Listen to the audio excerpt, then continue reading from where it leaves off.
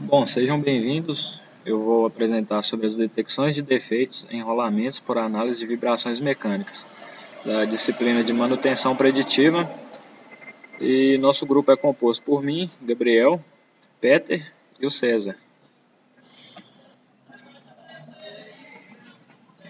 Bom, então, dando a introduzida ao assunto, os rolamentos são dentre os componentes de uma máquina, um dos mais importantes e um dos mais utilizados como elemento de ligação entre componentes com movimentos relativos de rotação.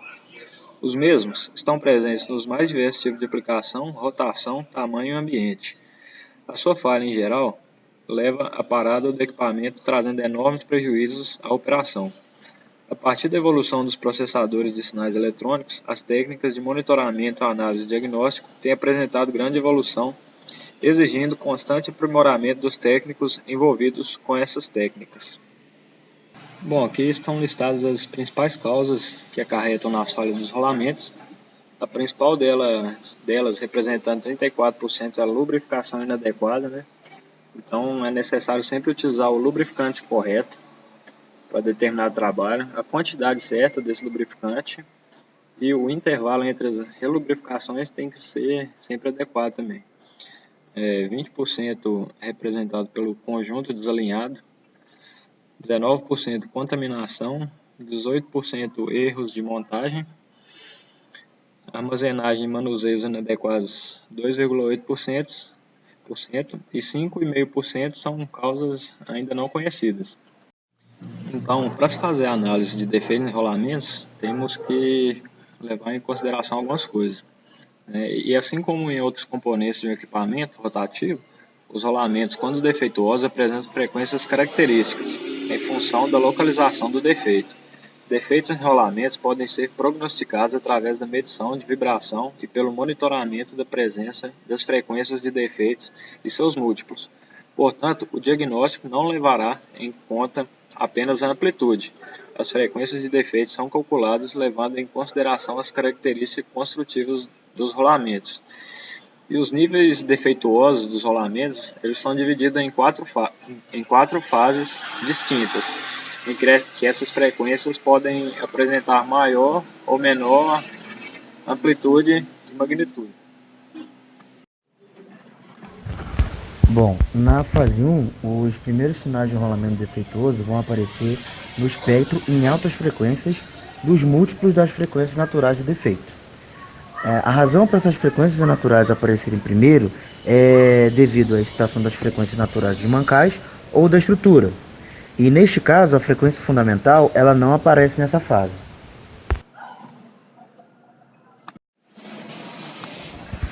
Já na fase 2, mais harmônicos da frequência de defeito vão aparecer nesse espectro.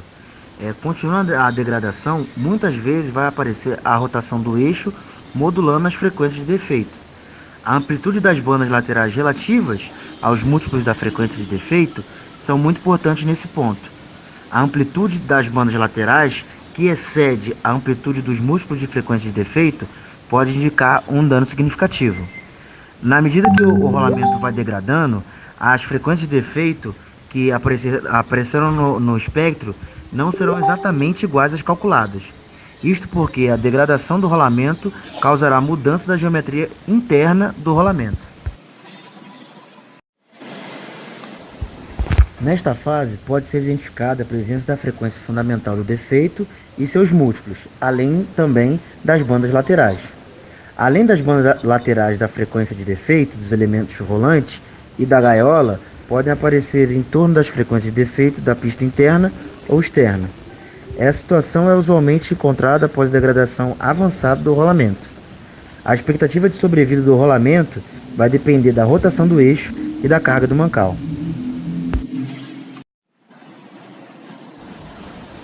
Como o rolamento continua se degradando, as folgas internas podem aumentar, acelerando ainda mais o desgaste dos componentes do rolamento. Isso permite a ocorrência de mais impactos dentro do rolamento. O aumento dos impactos irá aparecer no espectro como a elevação do piso. Os picos podem ser vistos diminuindo em amplitude e tornando menos distintos quando o piso aumenta. A falha é eminente nesse ponto. É importante entender que cada rolamento pode desenvolver modos e fases diferentes. Bom, agora eu vou falar um pouquinho sobre algumas técnicas para detecção de defeitos em rolamentos e eu vou começar pela demodulação. No que consiste a demodulação? Quando você tem um defeito em um rolamento, a esfera rolante, quando há um defeito na esfera ou no metal que a consiste, quando há o atrito desses metais, você tem um choque entre eles e aí vai gerar uma vibração de curtíssima duração. Né, a cada rolamento ela vai se repetir em baixas frequências e vai excitar as frequências de ressonância do mancal ou da estrutura, que são situadas em altas frequências, como vocês podem ver na figura. Nós temos aí, né, o defeito acontecendo, temos um sensor de vibração e nós temos pulsos gerados pelas passagens dos elementos rolantes sobre o defeito, e eles vão excitar, né, em alta frequência os mancais e as estruturas, né, no rolamento. E no que consiste a demodulação? A demodulação, ela consiste justamente em separar esses sinais. Nós temos, né, a zona de impacto, onde acontece o defeito, nós temos o sensor e as ondas de choque. O demodulador, ele é um filtro basicamente analógico. Nós temos, né, um filtro passa alta, que você quer analisar essas frequências mais altas, você vai ter um retificador de onda, um filtro passa baixa e uma remoção de bias, que são basicamente um bloco que consiste em o demodulador. Por fim, você vai ter um conversor AD e vai ter o espectro do demodulador. Aí nós temos outra técnica também que chama Peak View. A Peak View é uma técnica já combinando a demodulação. Ela usa também um processo analógico ou digital, e ela também não emprega filtro passa baixa, porque não tem uma ocorrência de baixa frequência modulando a alta frequência, então você não tem o choque dessas frequências e podem causar algum ruído na medição. Aí você mede o impacto, como vocês veem na figura aí, vocês medem o impacto a cada choque, ele mede o impacto a cada choque, e aí ele vai computando essas frequências, né? O tempo de intervalo de impacto é de 1 milissegundo, basicamente, e varia de 1 kHz a 50 kHz ou mais. Então você tem aí, né, na figura, você tem um filtro passa alta, você tem um retificador de onda, um detector digital de pico para fazer pegar a amplitude desses sinais, e você tem o espectro aí. Aí na próxima figura nós temos uma tabela comparativa. O circuito da demodulação, ela é analógica, e já a Peak View é analógica e digital, é um circuito um pouco mais avançado. Você tem uma resposta em relação à resposta desses circuitos. Nós vamos ver mais para frente que ele tem um fator de atraso, porque como você não tem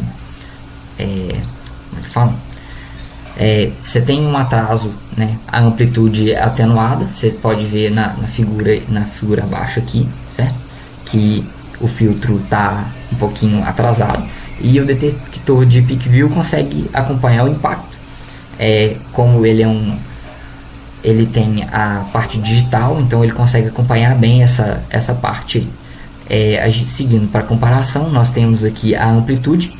Não é confiável porque você tem alguns ruídos que acompanham, né, a demodulação, e como você tira a parte dos ruídos no Peak View, você tem uma medição mais precisa para esse tipo de medição.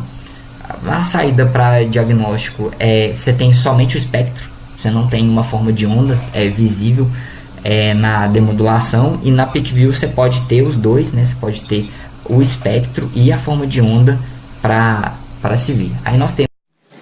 Bom, agora comparando o método de demodulação e método de Peak View em resposta aplicados em baixas rotações.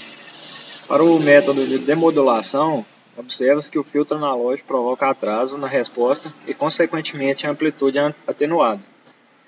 Já no Peak View, o detector consegue acompanhar os impactos de forma mais leal.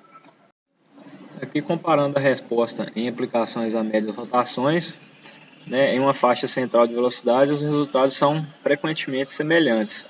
Ambos fornecem identificação da frequência de impacto, porém a demodulação gera mais ruídos.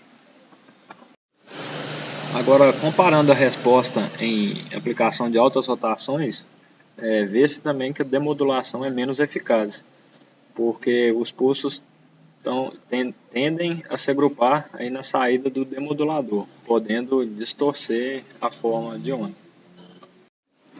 Bom, então, cada vez mais a utilização de técnicas de processamento digital de sinais vem trazendo importância para o diagnóstico de defeitos em rolamentos.